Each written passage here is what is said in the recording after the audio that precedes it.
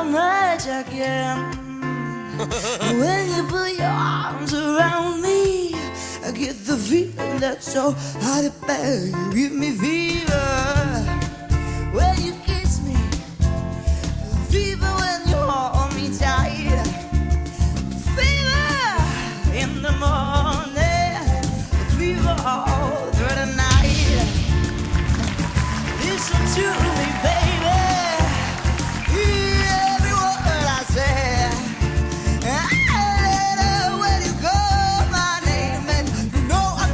Treat you right, you give me fever when you kiss me, a fever when you hold me tight, a fever in the morning, when you hold me tight. Romeo loved Juliet, and Juliet she felt the same.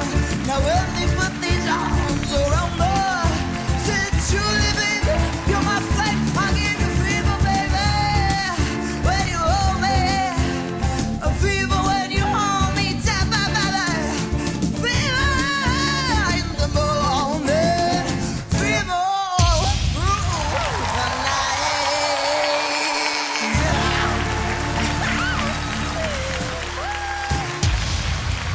Nu cred! Ei! Bună seara! Wow! Va fi o luptă în 3. Dar ce avem noi aici? Mă numesc Istrat Roxandra, am 19 ani și vin din Pitești. 19 Da. ani! Bă, la 19 ani să cânti așa e ceva. Mulțumesc mult! Nu știu ce ai trăit. Nu știu ce te-a făcut. Le fac ale mele, adică mă pun în situația aia și le simt, ca un actor într-un fel. Wow! Bine ai venit la Vocea României. Mulțumesc mult! Foarte interesant ce ai făcut. Foarte. Nu o să-ți ascund faptul că unele note au fost... N-am înțeles la început dacă e prost sau dacă e personajul ăla, e personalitatea. O chestie, eu sunt puțin cam răgușită, dar timbrul tot ăsta e, tot e grav, tot cu distortion, adică tot asta sunt, doar că nu chiar așa. Îți dai seama dacă ești răgușită, ai cântat și ai întors 3 scaune? Da, a fost un șoc când te-am văzut întoarsă, adică... Nu ești genul meu. Nu e... Chiar nu mă așteptam. Eu caut o voce ca a ta în echipa mea și te-aș ruga să-mi acorzi încrederea de a lucra cu tine.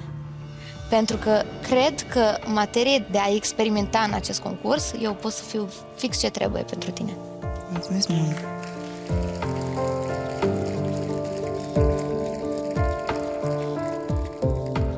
Ce faci? Mor pe dinăuntru, da.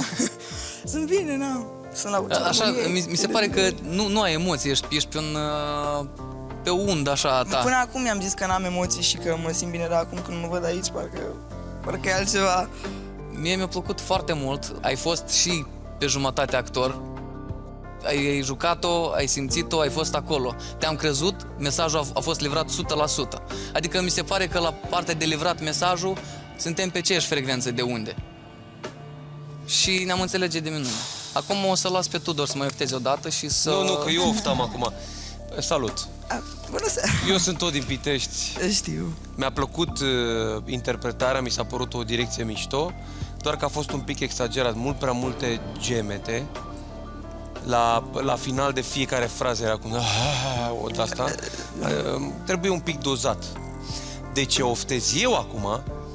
Pentru că voi, practic, ați condus-o să începem, e o sinusoidă. în cușca lui Tudor. Ați condus-o în cușca lui Tudor, gen, ca să-ți dea ție E o cușcă. twist și să zici, Fii aha, atent. nu mă duc la Tudor. Ideea e așa, că ei ți-au zis, că ai interpretat foarte frumos, ai jucat bine, actoricești așa frumos, nu știu ce. Și tu cumva în capul tău zici, da, hai că așa aș putea să fiu chiar actriță. Și cine m-ar putea ajuta dintre ăștia care nu sunt actori niciunul în afară de Stai, Tudor? Smiley, dar eu n-am specificat aspectul muzical.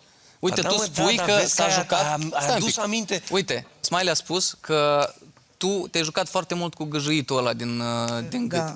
Fix chestia asta o făceam și eu la început. Doar că am în echipa mea niște oameni care m-au ajutat pe parcurs să-mi dozez exact unde trebuie acest gâjâit și să interpretez și să joc. Așa, ca să fie livrat mesajul. Bine, ai zis aici, exact aici cât te-ai trebuie. legat bine. Bun, Înțelegi? mi-a plăcut, asta e bun. Irina, ai legătură? Nu, vreau să vorbească întâi Tudor. Vino la mine în echipă să moară divin nebune. A fost suficient. Dacă nu o să fii la mine, cred că n-am să mă opresc să te urmăresc. Oh, oh. Eu sunt stalker, tu a mea. Fii vecină la șosea. Oh, oh. Eu sunt stalker, tu a mea. Lasă-i păștea. You give me fever. Vino la mine în echipă. Azi veni așa. Simt că nebunesc. Dacă tu te duci la ăștia, înseamnă undeva greșesc. You give me fever. Oh, in the morning. Mă, mișcarea lui, uite-te la el, că da, uite-te mișcarea cum e. Da, da, e mișcarea, e mișto, mișto. Când văd scaunul ăla gol, aproape mi se face rău. Am venit aici lângă tine, poate așa devin al tău. You give me fever, fever, fever. You give me fever. Te convin cu muzica, Convin cu muzica, nu cu vorbele altuia. cu vorbele altuia. Te convin cu muzica, Te convin cu muzica. te rog nu mă lăsa așa. Give me fever.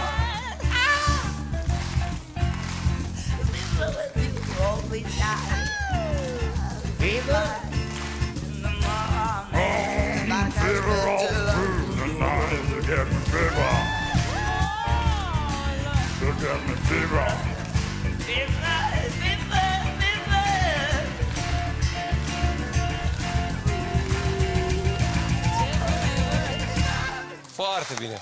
Bravo! Mai dați două! Ar mai fi băgat dacă... Foarte bine. Bine! Hai să ne și distrăm. Las-o cu discursurile în la minor. Vino în do major.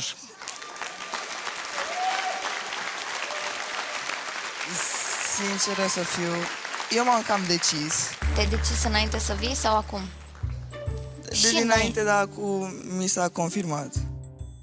Știi, se întâmplă niște chestii câteodată la Vocea României, că niște concurenți se duc acolo unde calea pare expectable. Este Da, foarte cu băta expectable în să te duci la paltă, uite. Tudor. Cum e? Expectable, adică este de Expectable, e de așteptat. așteptat. Este Sunt o alegere previzibil, dragă. așteptată. Sunt previzibil, dragă. Da, și câteodată, să știi, câteodată e neinteresant odată, că este previzibil, și a doua oară, câteodată nici previzibil. nu merge. Să dea Dumnezeu să fiu previzibil, să iau trofeul și anul ăsta. Uneori nu sunt cele mai bune. Și au fost concurenți care au făcut decizii imprevizibile și au mers Am mai bine. plecat să iei soluția invizibilă, te rog.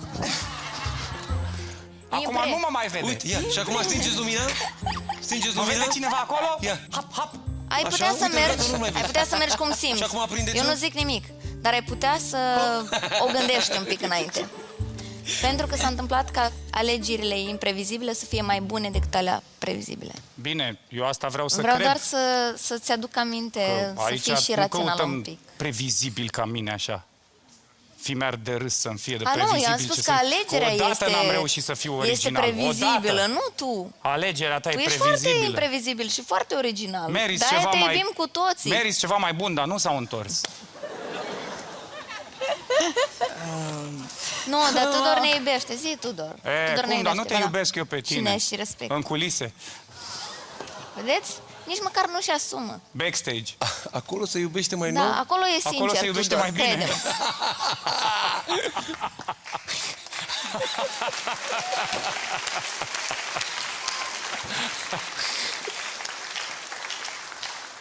Da, pe bune, a fost urât să mă atacați în halul ăsta, mă. Aoleu. Păi mai bine mă blocați decât să vorbiți așa despre mine. Iar decizia ei este...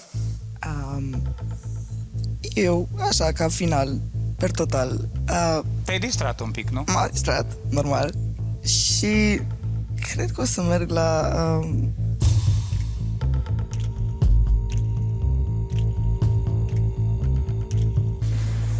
La Tudor.